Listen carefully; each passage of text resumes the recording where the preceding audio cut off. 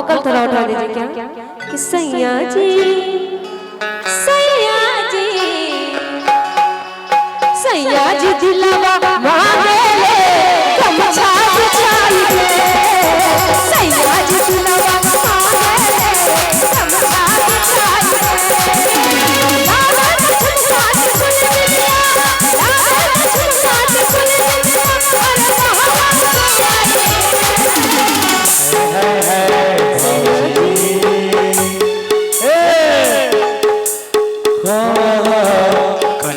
हमारा दिल मांगे गमछा बिछाई दे गमछा बिछाई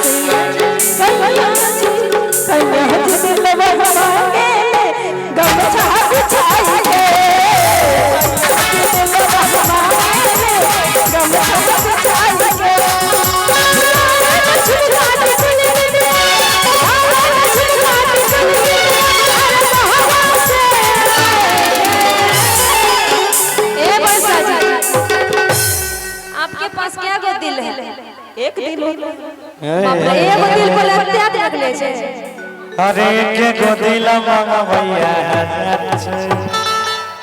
कि पीछे पड़ल भागलपुर के बाजार छे कि मान ले बिया के पाते जोड़ी सुपर है। अब पगली देखावे अगरबत्ती। एक मिनट भैया, लेकिन रुकिए। एक बात है नीलकमल जी आज गाए हैं, इसको 4 साल पहले कोई और हिट कर चुका है। एक जैसन मंगबे वैसन देव सारी, अब बरसा के चले हमारा दुआरी। सुना बरसा के चले हमारा दुआरी कि मैं हरा रू के लूंगा जदी फिचवा। अच्छा।